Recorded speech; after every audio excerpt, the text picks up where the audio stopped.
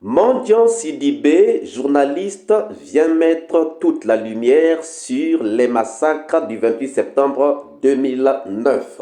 Et dans cette vidéo, nous allons tout exposer. Suivez.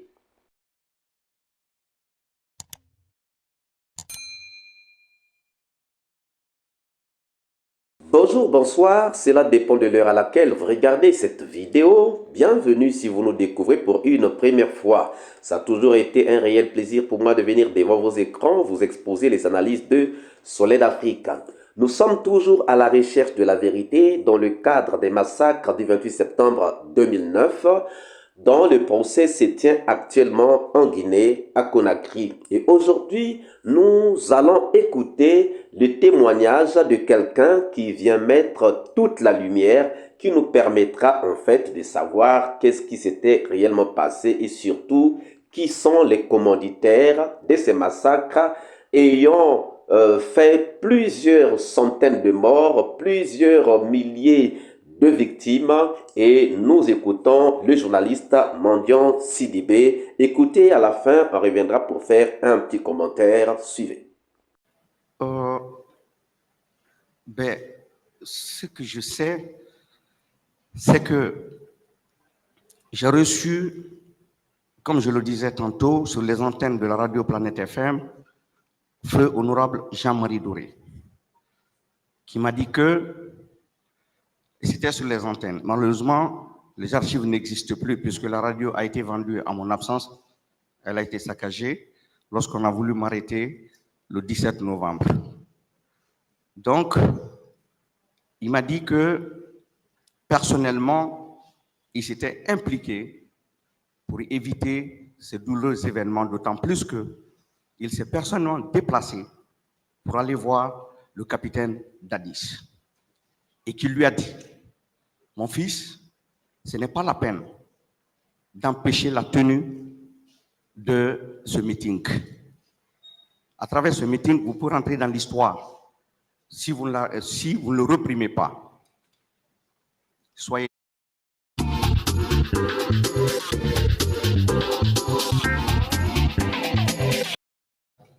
et vous allez entrer dans l'histoire. En réponse, que le capitaine Dadis lui aurait dit qu'à son niveau, il n'y a pas de problème, mais qu'il y a certaines personnes dans son entourage qui n'entendent pas de cette oreille, notamment M. Papakoli Kourouma. Donc, il ferait mieux d'aller voir M. Papakoli et que celui-ci devait voyager, il peut aller le voir. Tout ce que je dis vient de feu honorable Jean-Marie Doré. Et que ce jour, Papakoli devait voyager avec le général Sekouba. Donc, il s'est rendu à l'aéroport.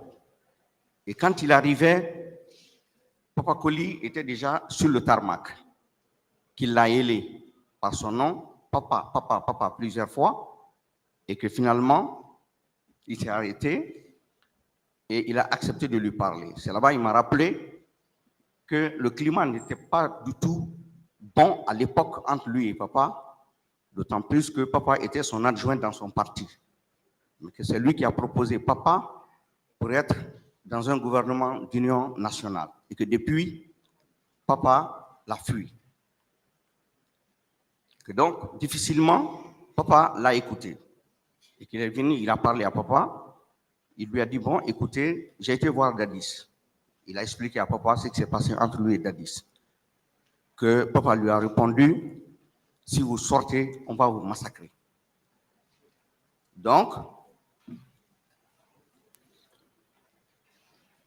qui lui a dit de toute façon, ce n'était pas la bonne manière, papa. Tu ferais mieux de parler à Dadis, de parler aux autres, pour ne pas que cette manifestation non seulement soit reportée, mais qu'on nous empêche aussi de la tenir. Qu'il est parti et que, de toute façon, le vin était versé, il fallait boire. Que donc, eux, ils ne pouvaient plus reculer, il fallait que la manifestation se tienne. Donc, que pour lui, la réquisition, parce que l'armée ne pouvait pas être déployé sans réquisition. Que selon les informations à sa disposition, c'est le général Toto qui a signé la réquisition pour que l'armée soit déployée. Et que selon ces informations, après qu'il ait parlé avec papa, que celui-ci aurait appelé le colonel Kébro pour lui dire, s'ils sortent, vous les massacrez. C'est honorable qui me le dit, et c'était à l'antenne. Malheureusement, les archives ont disparu puisque la radio a été vendue après moi. Donc, que Papa Koli aurait appelé, qui lui a même dit ça avant de quitter, que je vais appeler Kébro. Si vous sortez, on va vous massacrer. Et qu'effectivement, selon ces informations, que papa avait appelé Kébro. Que donc pour lui, papa est l'un des responsables de ce massacre. Et puis Kébro aussi est un élément important par rapport à ces événements douloureux. Donc je tiens ces informations de lui. Étant à Paris, j'ai eu d'autres informations selon lesquelles il y a eu des camions militaires. 3 camions militaires qui ont transporté des corps, qui ont transité par le camp Samori, mais 2 camions aussi qui n'étaient pas militaires, mais conduits par des militaires et qui ont transité par le domicile de l'ancien président, feu général Lansana Conté.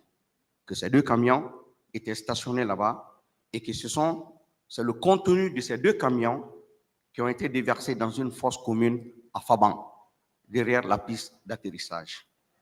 Donc, j'ai communiqué ces informations via les réseaux sociaux pour que des pistes soient données aux enquêteurs. Et par rapport à ces 2 charniers qui étaient stationnés au domicile de l'ancien président, on m'a cité des noms qui étaient impliqués dans la gestion, notamment l'ancien ministre Rémi Lama, et puis il y a un ancien diplomate du nom de Édouard Théa.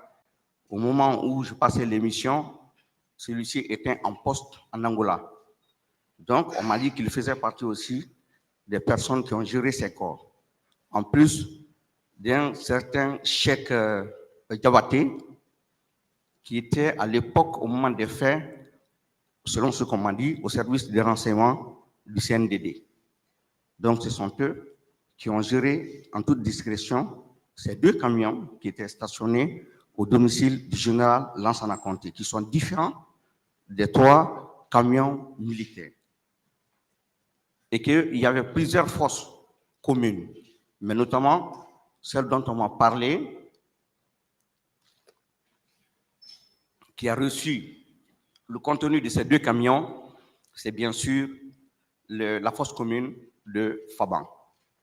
Donc, en gros, c'est ce que j'ai relayé sur les réseaux sociaux et je l'ai bien dit que c'est selon des sources et que ces informations, ces renseignements devaient être saisis par la justice, par les enquêteurs pour que lumière soit faite sur cette affaire. Donc, je me devais de le faire par devoir patriotique parce que j'ai été choqué par la lenteur prise sans la tenue de ce procès pour que justice soit rendue. Donc, voilà la raison pour laquelle je me suis permis de faire cette déclaration sur les réseaux sociaux parce que je me devais de le faire, devoir patriotique obligeant. Est-ce qu'on vous a parlé d'un endroit précis à Faban? Parce que Faban est très grand, d'un endroit précis. Alors, non, on ne m'a pas parlé d'un endroit précis. Si vous le voyez, même dans mes publications, j'ai dit que ces personnes que je viens de citer, la justice pouvait les arrêter parce qu'eux, ils connaissent l'endroit précis. Moi, je n'étais pas en Guinée au moment des faits et les renseignements qui m'ont été donnés l'ont été quand j'étais en France. Donc, je ne peux pas savoir exactement où se trouve. Ministère public, des questions. Merci, Monsieur le Président. Merci, honorable assesseur. Monsieur Manyan Sidibé, moi, je voudrais que vous nous aidiez à faire la part des choses et en tenant compte de votre récit que vous venez de faire tout à l'heure. Je voudrais que vous fassiez la part entre ce que vous avez reçu comme information de Jean-Marie Doré et ce que vous avez reçu de vos sources. Qu'est-ce que vous avez entendu? Vous avez appris de Jean-Marie, le feu général Jean-Marie Doré. Je l'ai précisé, monsieur le procureur. Non, je voudrais que vous reveniez succinctement. J'ai dit que lorsque je l'ai reçu à l'antenne, Oui. il m'a dit que lui, il ne culpabilise en premier lieu que Papa Koli et Kebro, que parce qu'à l'époque, il a l'impression que M. Papa Koli était bien écouté par Dadis et qu'il pouvait empêcher la tenue il pouvait empêcher ce massacre. C'est le résumé. C'est le résumé. Oui. Et est-ce qu'il vous a parlé de sa rencontre avec le président Dadis? Oui, je l'ai dit tantôt. Il vous a parlé de cette rencontre? Oui, il dit qu'il lui a demandé de ne pas réprimer la manifestation et de maintenir également la date. Que Dadis lui a dit que de toute façon, il peut accepter la tenue de la manifestation, mais que la date, qu'on change la date, parce que cette date coïncide avec une date historique en Guinée. Donc, il lui a dit que ça n'a rien à voir, qu'au contraire, s'il acceptait qu'il rentrerait dans l'histoire. Mais que Dadis lui a dit qu'à son niveau, il n'y a pas de problème, mais de voir papa.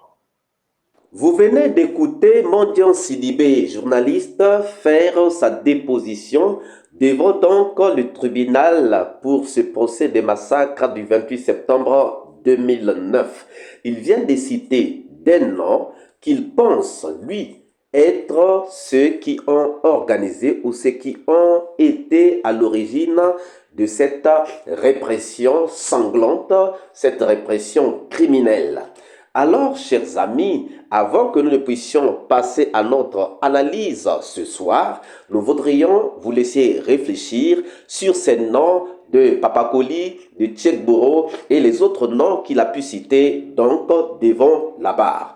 Que pensez-vous de ces témoignages? Crédible ou pas crédible? Nous attendons vos réponses dans les commentaires. Si cette vidéo vous a plu, ne manquez pas de laisser vos pouces bleus, de commenter, de partager. Si vous n'êtes pas encore abonné, c'est le moment de vous abonner et surtout de ne pas manquer d'activer la cloche de notification afin d'être averti à temps réel de toutes nos prochaines publications. Quant à moi, je vous dis à très bientôt pour une analyse ce soir.